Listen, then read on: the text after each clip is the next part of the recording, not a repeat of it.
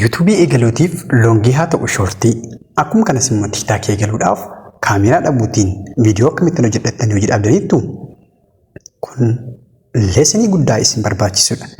Akkaataa kamiitiin kaameraa tokko hin fayyadamiin akkuma kanas meeshaalee garaagaraa haaraa osoo hin fayyadamiin bilbiluma keenyaatiin yookiis meeshaa of harka qabnutiin fayyadamnee akkaataa kamiin viidiyoo bareedaa ispeeshaalii viidiyoowwan afaan Ingiliffaa garaagaraatiin hojjetaman keenyas yoo barbaanne afaan Oromiffaatiin yookiis immoo afaan kabiraatiin jechuudha ka biyya keenya akkamittiin qopheessuun mee isin agarsiisu.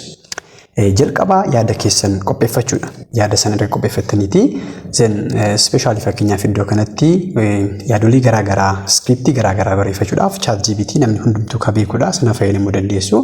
Mee fakkeenyaaf amma isin agarsiisu speeshaalii yeroo baay'ee spiritual eriyaa irratti dhaniikiin koo so asitti fakkeenyaaf ani leseni akkasiin barbaada akkaataa kamiin waaqti yookiis immoo waaqayyoo rakkina gara opportunity yookiis immoo akka carraatti jijjiiruu akka danda'u mee skriiptii bareedaa sanaa barreessinaa kunoo kanaatti is another powerful emotional and scripture-based lesson on how God turns problem into opportunity ka jedhu TikTok audience keetiif ka ta'u jedhee bifa kanaan barreesseera. Especially international account kan TikTok ifaanii qabdu yoo ta'e yookiis immoo banattanitti yoo ta'e yookiis immoo gara fuulduraatti barattu yoo ta'e waan akkasii kun hedduminaan isin barbaachisaa jechuudha.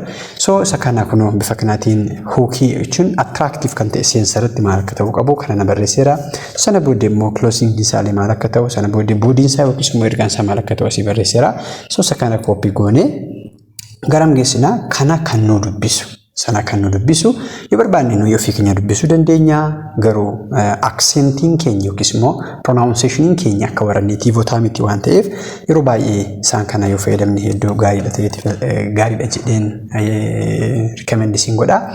So gara Google AI Studio deemnu iddoo kanatti paste goonaa kunoo bifa kanaatiin gaafa paste gootan kana fakkaata ani sila paste godhee isin agarsiisuudhaafidha kan waan jechaa jiru.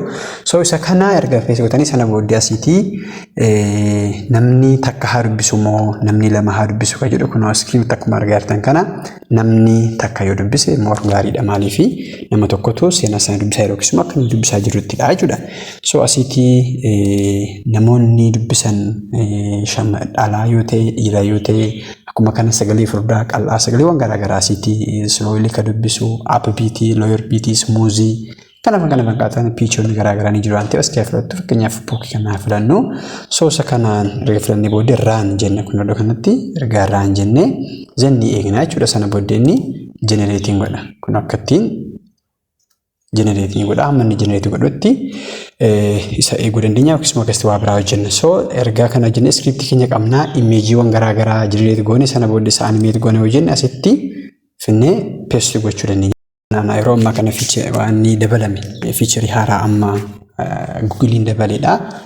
Gemini keessaatti kun paartii baay'ee bareeda ispeeshaalii imeejiota garaagaraa generate gochuu irratti. So kunoo imeejii kana fakkaatu generate godheera jechuudha. Ka lammaffaa sentensi lammaffaadha. Bifa kanaattiin erga generate goonee immoo animeeshiti gochaa kaapkatti keenyatti fayyadamuu dandeenya. So imeejii bifa kanaa generate gochuu dandeenya. So sagalee kan silaa bira deemna already kunooti asii already waan ta'eera asii sagalee cufeen jira waan ta'eef malee kunoo bifa kanaatiinidha kan inni aan jedhu haasa'u jechuudha. Like kan natiivotaatti kan inni haasa'u AI yookiis immoo tuulii akka fayyadamne waan tokko hin beekamu jechuudha. Interesting gara kana jennee booddee zen viidiyoo immoo kallattiimaan animeeshinii kan isaa imeejii Gemini'tiin generate goonuu yoo dhiisne qattaa viidiyoo generate goonuu yoo jenne immoo asii Grok ka jedhu already grok.com jettanii yoo galtan asii yoo viidiyoo ta'e imagine ka jedhu kanarratti klikni gootu yoommoo voice hidhatee akkuma kanallee voice illee generate godha waan ta'eef erga gashitanii asitti script keessan paste gootu yookiin immoo kan asiisaa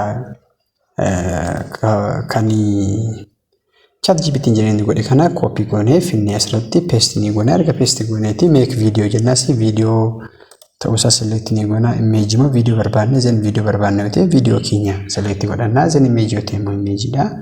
Zen sana booddee kana filleetii asii aspect ratio isaa 2:3 moo 3:2 moo 1:1 barbaaddu kan jedhu so TikTokiif yeroo baay'ee kana kan filatamu yookiin YouTube shortiidhaaf so YouTube filate immoo normaal isa kanatu filatama so kana keessaatti kan barbaanne fillee aspect ratio keenya make video jenna jechuudha. Sana booddee waan akkasii jenneeti nu godha zen asiitii 0% kan jedhe gana jedheet 90 akka baabinaan 90 naannoo kana gaafa gahudha kan inni video sana agarsiisu.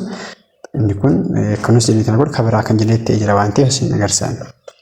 So era kana fidheeti kanas download ni goona sana booda gara CapCut keenya deemnaa jechuudha. CapCut erga deemneeti maal goona asii import jennee warra jireenya goone san hundumaa asiitii download goone waan ta'eef fakkeenyaaf isa kanaaf fudhannu jan kanas kana fudhannaa already edition ni noona beektu deem amana maaliif yoo content creator ta'an isa kana dirqama beeku nurra jiraatan so isa jireenya ni godhas finnee Askanatti already si download godheeranti fakkaata. I think Google AI Studio download kana 38ffaadha. So CapCut kotti deebi'ee nasiti 38ffaa already is so askana isa finnee si gashina sitti Rala di mega edit gono zen namicha kana akka sample fayyadamnu inni kun iddoo kana zen aspect ratio keenya 16 asi 9 deeffannaa zen ishee kana zoom goone bifa kanaatiin zoom goone bunna sana booddee kun akkatti Aga xumuree waan barbaanne sirreessanii exportii goonaa jechuudha. So bifa kanaatiin fayyadamuu dandeessu. Special group kensu kan jireenya godhu viidiyoo akkas gaggabaabaa kana walitti dabalee viidiyoo bareedaa ta'e hojjechuu dandeenya jechuudha. Keessumaa warreen TikTok international account qabdan waa kanaan fayyadamtan contentiin keessan gara biyya alaa kan ilaalamu yoo ta'e baay'ee isin gargaara. Akkuma kanallee YouTube shortii saafis illee baay'ee ariifadha jedhee yaada. Galatoomaa.